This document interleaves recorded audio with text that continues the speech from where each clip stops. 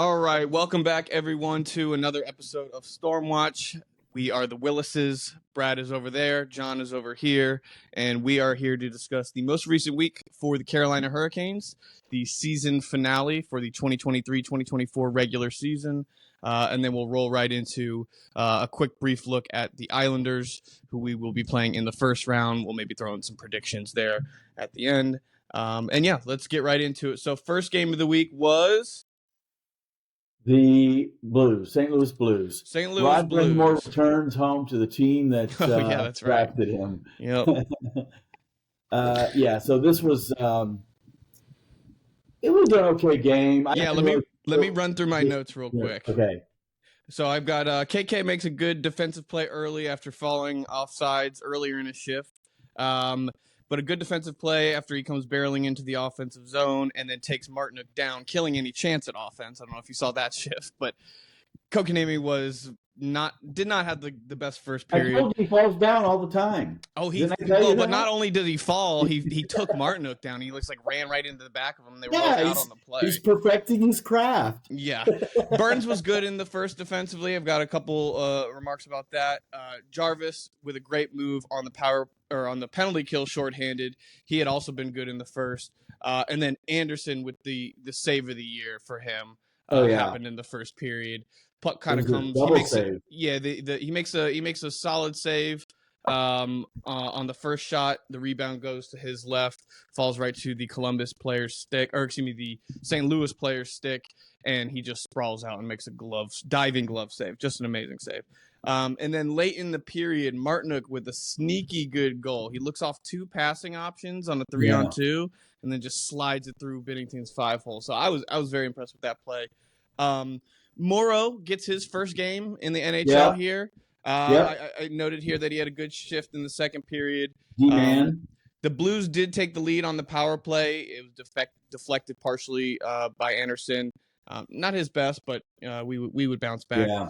Jarvis on a rush cuts to the middle and wires it top corner to tie it. Great move. Yep. Aho looked a little tired to start the night, in my opinion, but definitely got better as the game went on. Blues press a bit to start the period, but then the Canes get to their game and score the game-winning goal from Slavin, assisted by Aho and Tony DeAngelo, who I thought also had a pretty good Tony's played well in these last couple of games. Yeah, in this last game as well. But so those are my kind of notes on the game. That ended the Blues season, so it looked pretty laissez-faire from us at times, but the Canes did what the Canes do, and they were the better team. Resting players too, right? Yeah. We had Tony in, we had Morrow in. I think Stahl, Pesci, and Turbo were all out on just resting. Morrow looked okay. I think Anderson, that would have been his 13th win of the year. He would have went 13-2 and 0. Or he did go 13-2 and 0. It was a good game. There was a moment where I thought Svetch was going to do another lacrosse move in back-to-back games, but he never pulled that off. Yeah. So I had my 3 stars. Who did I have? I had Anderson, Gensel, and DeAngelo. DeAngelo, nice. Good to see him playing well. Yeah. Especially late in the season. You're going to need guys like that come playoff time. So it's good that we're getting him some reps in, making sure he's consistent with the system. Lemieux also, I don't know if he played in this game, but we'll talk about him here in a little bit. He gets into a couple games. Okay, so then the next game, what do we got? The Blackhawks, right, was the next game? The Blackhawks. Did you end up going to this? No, I did not. No, you didn't go? Okay. Canes were peppering Mrazek with some good shots. Svetch and Natchez both had some good looks and efforts in that first period. Orlov had a bad play and just not a good defensive play and gifted them a breakaway. And Frank Nazar scored on his first NHL shot. Good finish. No chance for Piotr on that one. Canes press and control the period, but it does end 1-0. Shots were 10-2, and the Hurricanes ended up 1-0 down that period. So Stahl ties it up early in the second period by getting his own rebound. Hawks pressed for a good chunk of that period, but the Canes were able to withstand it. Stahl, Svetch, and Martinook had been the best line for the Canes overall in the game up until that point in the second. And then Gensel all alone in front of Mrazek, and Mrazek flashes the leather. Great save. In the third period, Hawks would press earlier and are eventually rewarded. And Athanasiou puts home a rebound. No chance for Kochetkov on that one. And then he actually had a very good game at Athanasiu. He draws up a tripping penalty from Kochetkov on a poke check shortly after. Yeah. Stahl with a breakaway shorthanded. Mrazek was good on that. Slavin with some atypical kind of puck mishandles and reads. Wasn't terrible, but just atypical for Slavin. Canes get a bounce on their first goal or first power play of the game, and on an own goal off a Jarvis shot across the slot leads to 2-1. So Jarvis tries to make a pass kind of across the slot, ends up bouncing off their player and sliding through the goaltender. So Canes are rewarded, but they had been putting in the work to get that lucky bounce.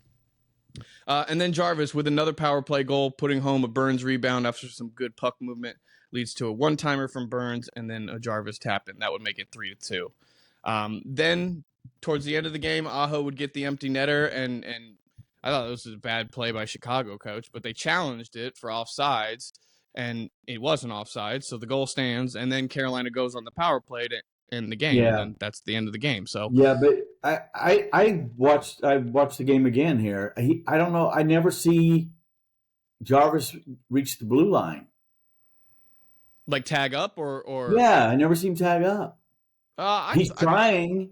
I thought he's trying, but he never. It's about as close as it gets. But maybe that was they just ruled they couldn't determine exactly. And this is one of those things we talked about last episode, where the call on the ice is kind of very impactful in terms of the way that the reviews are supposed to go, and they actually got it right this time. Okay. But yeah, 4-2. And then I've got one note here. This is the first time with the Hurricanes system that they've been employing these past few years that I've been confident in saying just trust the process, right? Like there were seasons in the past where the Hurricane style, where they're outshooting their opponent, they're having way more opportunities, they're just not getting the goals to go. I would begrudgingly say, trust the process, it's going to work, just keep going. But now we actually have the personnel that I'm confident in making that statement, right? There was no point in this game, even though Chicago did have the lead at a couple points in this game, where I thought, oh, this game's, might as well pack it in. Whereas in years past, it was, I hope we can get it, but now I'm confident that we're going to get that goal if we keep pressing. Did you feel that same way earlier this season, or just post trade deadline? It's been a building thing this season. I mean, the first half of the season, we know how it was. It wasn't the best. I mean, and then obviously with Gensel and that line clicking, just the way it's been clicking, guys are stepping up at this time of year too. Like Turbo's playing really well. Yeah, he was really excellent in the next game. So did you have any other thoughts on this one before we jump into that one? No, my 3 stars were Jarvis, Gensel, and Burns. Okay. Yep. I'd agree with those. And then last game of the season, your start goes to Spencer Martin against his former team, the Columbus Blue Jackets. And we would see why just 2 shots in that we don't typically go to Spencer Martin a lot when you've got Anderson and Kochetkov. Yeah, he's played so well for us, and that was he wasn't. Spencer Martin did not play bad this game. He just didn't make the saves that maybe one of the other guys would have made, but they were all good goals, the ones that were scored against him. I watched it, and I kept saying to myself as I was watching the game, he's overplaying. Mm-hmm. He's out of position because he's overplaying. Mm-hmm. And I think that's nerves has a lot to do with that coming back. Yeah, he really wants to make that first save. Yeah. But yeah, couple notes in this one here. I'm not going to go through it period by period, but just kind of some ending thoughts. This one we had basically an AHL team on the ice. We had Aho, Stahl. Who else was? I mean, there's so many guys out. I have it. Was out. Turbo. Oh no, excuse me. Turbo was in. Natchez was in. Jarvis was out. Jarvis actually joined the broadcast crew in the box, which I thought was fun. Just tons of guys were out. We had Lemieux in. We had Comtois in. We had Bradley Nadeau in. We had Jackson Blake in. We had Scott Morrow with his second game of the season. Yeah. So just it really wasn't the Hurricanes team that we know, but even though good to see those guys, John. Yeah, no, I agree 100%. And even though the score was 6-3, I think the score definitely could have been 6-3 the other way, right? Like we had some good opportunities. There were definitely moments where you could tell, okay, this is the B squad is in right now, just in terms of not getting the puck out of the zone. Yeah, little defensive, gap up areas and things like that weren't exactly as sharp. But, overall, it was good to see those guys in. And, out of all the new guys, Maxime Comtois really impressed me. Now, he's got the most NHL. He's played over 200 NHL games, mostly with the Anaheim Ducks. But he was solid. I mean, he was all around the net. Him and Nason were playing really well. I thought he was close to getting a handful of goals. So, who he reminds me of? Visually, who he reminds me of. Wait, please. I wrote it down here. Go ahead. Who? No, it's Bates Battaglia. Oh, okay. Bates Battaglia. Okay, I see that. I was going to go with Rutu. Okay. Yeah. No, Bates Battaglia. The hair. Yeah. So, he had a good game. He had a nice pass. But I looked up his stats. His career stats aren't anything to write home about. No, but it was a guy who I hadn't seen before, and like I said, I thought he played really good with Nason and who else was on his line? KK. That line was actually pretty effective. He had a great assist. It was a great assist to KK. Yeah. So KK had a really good game. He had some really good moments, as did D'Angelo. Turbo was really, really great tonight. From the beginning, he was one of the best shots I'd ever seen in all my years of watching. His second one? Yes. Oh, the second. So he scores 2. His second one is on the power play. He's patient with the puck. Yeah. He feels the pressure coming from this way and from the side, and he just brings it in between the two defenders' sticks and snaps it off like lightning. His stick probably moves this much, and that puck was in the goal. Yeah, it was beautiful. A remarkable shot. Posting in, no chance for Greaves, who was their goaltender, who's a young guy who I thought was really good. He had he had 2 excellent blocker saves off Nature's one-timers in this game, and I was very impressed with him. He let in 3, but they were all unstoppable. So this game and the Chicago game had young players in their first NHL game score a goal in their first shot. That was super frustrating. I wrote that down immediately. Yeah, and didn't go through it, but I was pissed that it was 2 games in a row that 2 NHL rookies in their first game with their first shot of their NHL careers scored back-to-back games. That's not a good stat to end the season with. But yeah, like I said, overall, this game was a lot closer than the 6-3 score. To see. I mean, this game, we did not have an intention necessarily to win this game. We wanted to just see how the young kids fared. I mean, I think you had intention to win the game, but it wasn't about the winning. Wasn't the main goal of the game. The goal was to see how these guys play and put up a good effort and make sure you're healthy going into the playoffs. So Burns does actually play this game because he's got a very long consecutive game streak. Yeah. But he avoids injury, as did everyone except for Jesper Foss. When did Foss get injured? Was it this game or was it in the Blackhawks game? In the Blues game, I think. Was it the Blues game? So that's the only injury going into the playoffs. We'll touch back on that, but let me just go through my notes. Lemieux was also excellent in this game, I thought. And then Nadeau. I thought Bradley Nadeau, out of the young guys, he looked like he was the most not out of sorts there. And Morrow had some ups and downs tonight as well. I thought he had one good shift where he kind of skated around and showed off his offensive talent a little bit. Yeah. And then Blake had some decent shifts, but he was kind of the most notable in terms of the negatives. But both between him and Morrow, the only thing is they just got to simplify their game a little bit at this level. It's so fast. You can't make those back passes, and you got to get the puck out when you can get the puck out. So, but I think both those guys are definitely going to be, very comfortable being in the NHL in short time. John, I think Fast got hurt in this game. Was it this game? Period, yeah.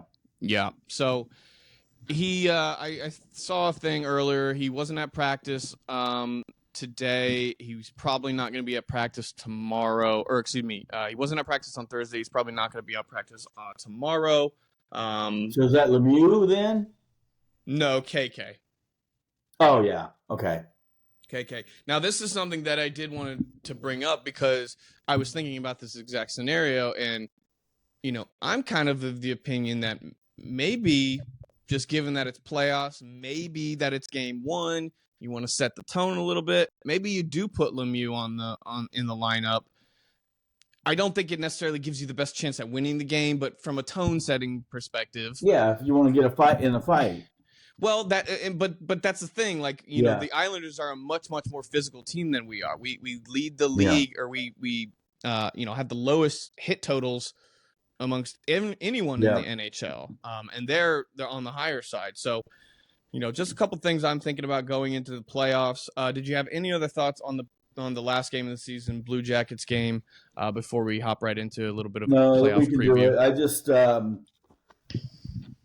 I thought that was a good game for the 3 stars. Werenski had 4 points, 2 goals, 2 assists. Yeah, he was good. Tavo had the two goals, and Tavo looked really phenomenal. Mm-hmm. And then for my 3rd star, I gave it to the rookie who scored on his first shot with one of the greatest names in hockey, Luc Delbel-Belouz. Delbel-Belouz? Delbel-Belouz. Wow. That's a good one. It's a great last name. It is. All right, so what are you thinking going into this first series here versus the Islanders? How do you feel about that matchup? So, historically, we've been pretty strong against the Islanders in the playoffs. And when it was known that they were going to be our first round opponent, I was pretty happy about that. But then I started thinking about how the Islanders really were survivors in the race, and they are playing better under Patrick Waugh. Yeah, and as you mentioned, they are more physical, and we actually even split the series this year. So, did we? Okay. Yeah, 2 games apiece. Oh, I was at that Islanders game. Oh God. Yeah, that game was a stinker. We had 23rd or. One of them we let up a ton of, unless I'm mixing it up with the game against the Flyers, but I believe there was a game where we outshot them bad, but they still won like 4-3 or something like that. Yeah, they beat us. It was a rough goaltending night. In overtime, they beat us 5-4 in overtime. They beat us 5-4 in regulation, and then we won 4-1. So we played them 4 times. Okay. Yeah, I guess divisional. 2 apiece. Yeah. Yeah, so we've had history against them in the playoffs recently. We've beaten them. The last time we beat them was a 6-game series. Paul Stastny had the series-winning goal in overtime in Game 6. So it was in overtime in Game 6. Very easily could have gone to Game 7. So it's not like this is going to be a walk in the park by any means. It's the playoffs. But I do think I had some interesting stats, John, about scoring first for both of the teams. And it was critical. Yeah, it's going to be critical. Now, it's not a guarantee, but it's very highly probable that the team who scores first is going to win against the other team, just because of their stats throughout the season. Yeah. The Islanders, the past few years where we've seen them, they've been that really kind of lockdown team, right? Yeah. Hard to generate a lot of offense with them. Kind of a boring style, to be quite honest. Yeah. And at times we can adapt that style as well. But now they play a little bit different breed than they did the last few years. They still want to keep things close, but it's not as big of a defensive gridlock. And then the goaltending hasn't been quite as good this year as it has been in years past. Right. Sorokin has actually statistically kind of been the weaker of the two. So Varlamov actually might get the start, and Waugh and Varlamov actually have some history as well. With them being together in Colorado when Waugh was a coach there. But that said, it's not going to be a vastly different style than what we've seen in the past. Waugh is a good coach, and so I think they will be playing a very structured game come playoff time. They are a more physical team. I wouldn't say that they're a big team, but they're definitely a more physical team. But yeah, they've got a little bit more freewheeling offensive talent than they did maybe in the past. They've got Noah Dobson on defense. He's had an excellent year. Kyle Palmieri's had a really good year as well. And then Barzell, of course, we know what he can do. Yeah. Brock Nelson has 34 goals. Yeah, so he's always dangerous. 33. Palmieri 30. Yeah, they've got a lot of 30-goal scorers on the team. So, the Islanders have been playing meaningful games for this past stretch. So that's kind of my one worry as well is, we've won most of the games recently, but our foot hasn't exactly been on the accelerator the entire time throughout those games. There was no pressure, really. Yeah, we had locked up the playoff spot for at least a week, probably closer to 2 weeks at that point. But yeah, the Islanders have been pressing and been playing these super meaningful games because there was a point where they needed to get into the playoffs. They were outside looking in. And so there's definitely some recency bias in that statement by me. I am kind of worried that the first game they might catch us off guard, but that's only in part because, I saw the last game and we had the AHL team in, and we're resting guys, so who knows how it's actually going to be. But yeah, Foster's probably going to be out for game 1, but everyone else, knock on wood, is going to be healthy. So that's tremendous. I think Anderson starts. Yep. Go to Anderson. The rotation kind of is working out that way. Yeah, I honestly, now that I'm thinking about it, I'm not sure that the rotation. I'm thinking you just kind of ride it out. Just play it by ear. Just keep playing. If Anderson has a good game 1, start him in game 2. Yeah. Okay. We'll see. We'll see how it goes. Okay. So so I guess to answer your question, originally I was very very happy to see the Islanders, but now as I'm thinking about it and I'm watching some highlights and thinking about how they overcame to make it to the playoffs, I'm thinking I'm a little bit more anxious. Not as anxious as going up against Boston or the Lightning or the Panthers, but still. Yeah. It's the playoffs. There's no easy opponents. Yeah. But yeah, it could be worse. You could be in a situation where Boston and Toronto are going to play each other in the first round. That sucks. Those teams both had very good seasons, and one of them is going to be out after round 1. Yeah. So yeah, I think goaltending is going to be huge in this series. I think weak goals are going to be the difference maker in at least one of the games in this series. And so you just got to be the team that doesn't let in that weak goal. I think this series has a distinct possibility of seeing all 4 goaltenders. Oh, 100%. I'm right there with you. Right? Yep. I think given how both of our guys are at a similar level, both of their guys are at a similar level, you're going to want to ride that hot hand as long as you can. So I think, like I said, there's a pretty good possibility. I predict that we see all 4 goaltenders in this series. And then as long as the Aho line doesn't slow down, the Aho, Jarvis, Gensel line, I really don't think we've got much to be worried about. If that line can just stay producing, let some of the other guys get a couple points here and there, I think we're going to lock it down defensively. Yeah. Our shot suppression is second to none. That line is elite. We talked about that line, but it's good to me to see Turbo being productive as he has this last week, and the same with Svetch. He really took the reins in that Blue Jackets game. He was the most offensively talented player we had on the ice, and he really showed it. Like he was really, really good. It looked like he wanted to take on the Aho role that game. Yeah. Like, all right, guys, follow my phenomenal. lead. Yeah, he was good. He was really good. Yeah. So you want to talk real quick? You want to predict the first series, and we'll come back next time. And I'm actually thinking that this is going to be a 6-game series again. And in the first game, or rather, that's my prediction. 6-game series goes to Carolina in 6. That would be my prediction. One other, I don't want to call it a prediction, but something that I do think could be very possible, and the Canes really need to be on the lookout for, is letting one of these first 2 home games slide to the Islanders. They're that type of team that, they're a grinding team. They can win those type of road games and sneak one out, even though they might not get nearly as many shots as we are going to be getting. Well, okay, but John, if you're predicting 6 games and you're we got to get one back from them, obviously. So we are thinking the Islanders are going to take 1 or 2. And I'm not saying they will. I'm saying they could. My prediction is 6. I'm not going any further than that. And I think at least one 6 overtime games game. is a good. I think 6 is a good. Of course, I want it to be less, and it could be less. I mean, we have the talent.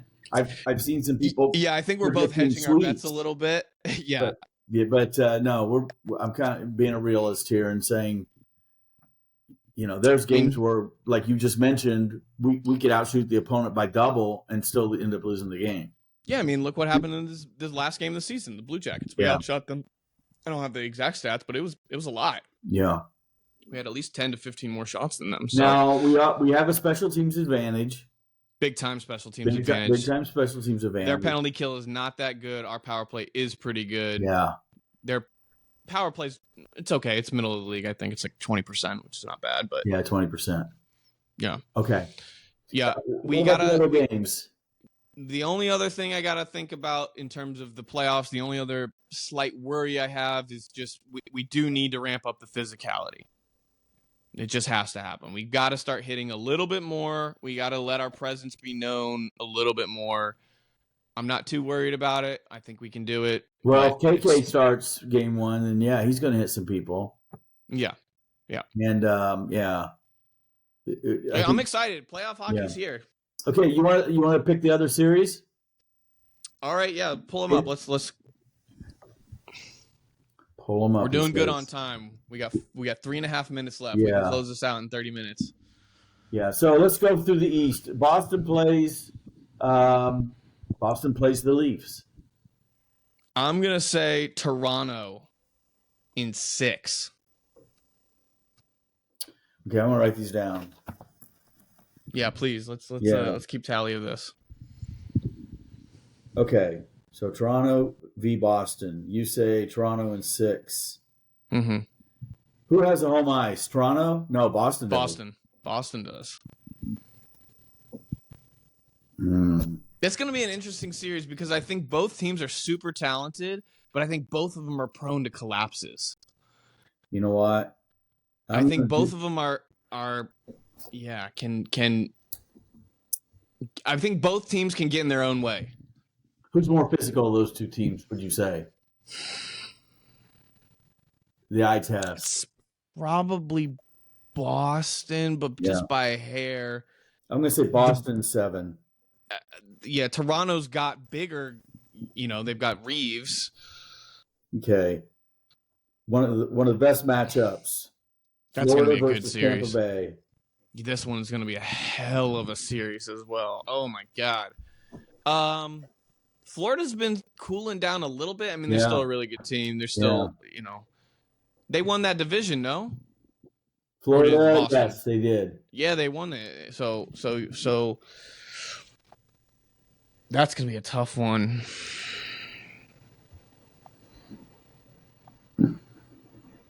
Yeah, I'm going to say Florida's they're going to pick it back up where they left off last year in the playoffs. I'm going to say Florida I'm actually going to say Florida in 5. Wow. Yeah. So you think Bobrovsky's going to outduel Vasilevsky? I didn't say that. I said Florida in 5. But yeah, I mean, that's going to be an incredible goaltending duel. I just think Florida has that swarm to them. They can make you play their game. Tampa Bay's got the skill edge, and if it becomes a special teams battle, I do think that they can pull it off. Just the amount of talent between Kucherov, Stamkos, Braden Point, and then, as you mentioned, Vasilevsky. And Duclair's been playing really good for them as well. I think I'm going to say Florida in 6. Okay. And then the last one in the East is the Rangers versus the Capitals. Oh, come on, Capitals.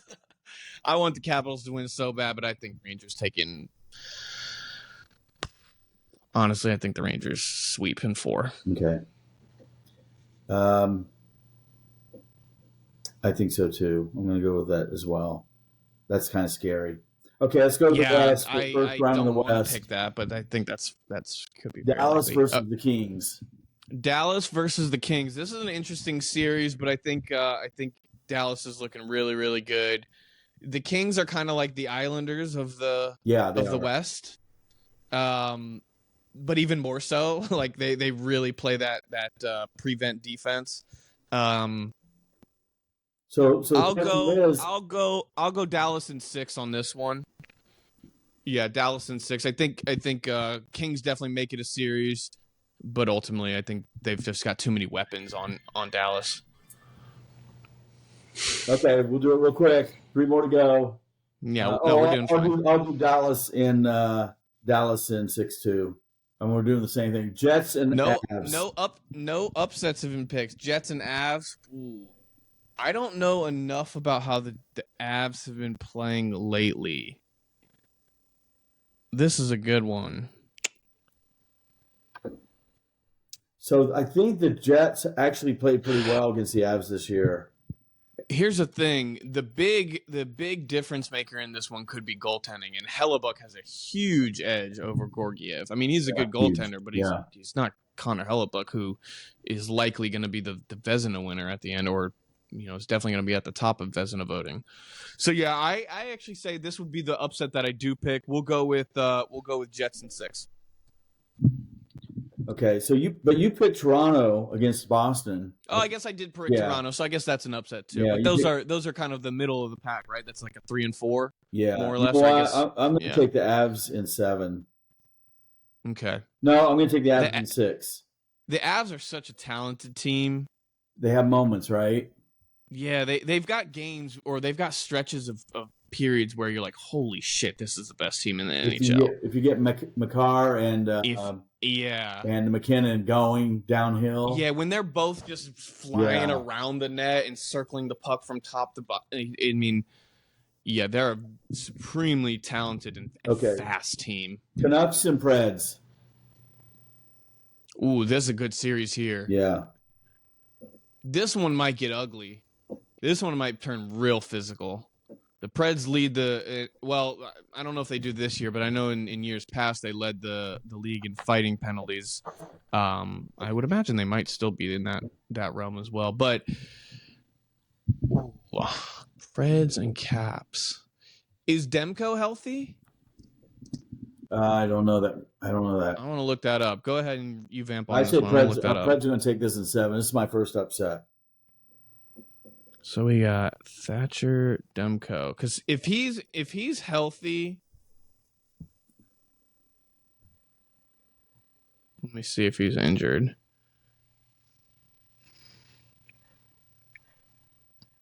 Okay. Okay, so Demko has returned. 2 days ago, he played.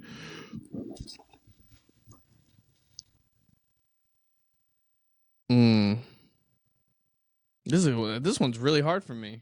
You said Nashville in 7. Yeah, I like that. I'm gonna go. We'll just go Canucks in 6. Canucks in 6. Yeah, this one could be another goaltending duel here. Yeah, last one. Oilers in Vegas. We'll go Oilers in 6. I wrote down Oilers.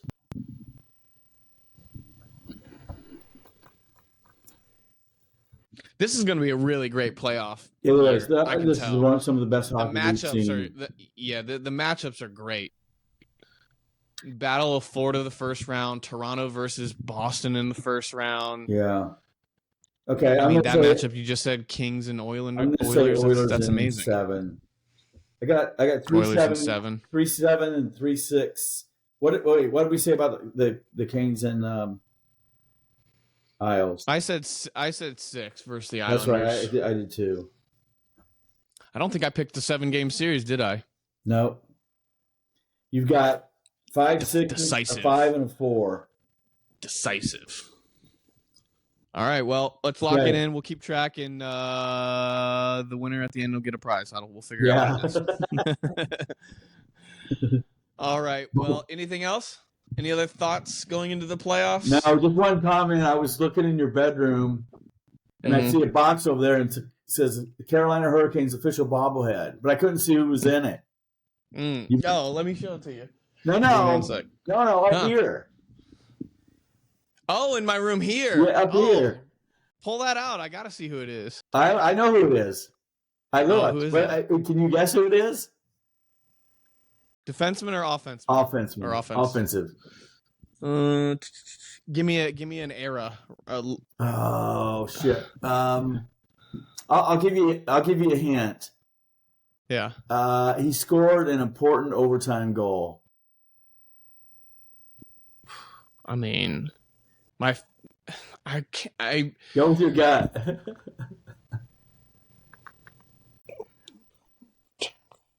In the playoffs, no less.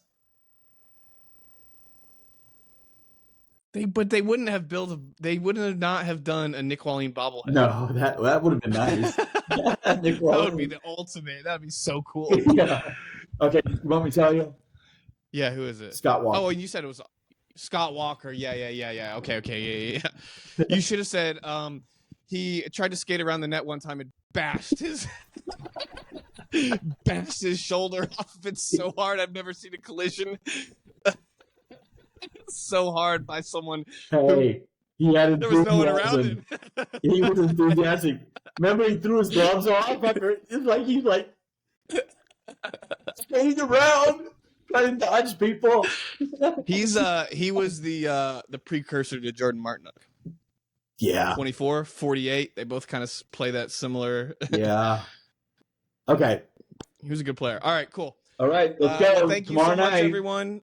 If anyone out there watches this podcast and wants to on YouTube, put down your picks for the Hurricanes playoff series, and then if you want to put your other picks down there, please do that as well.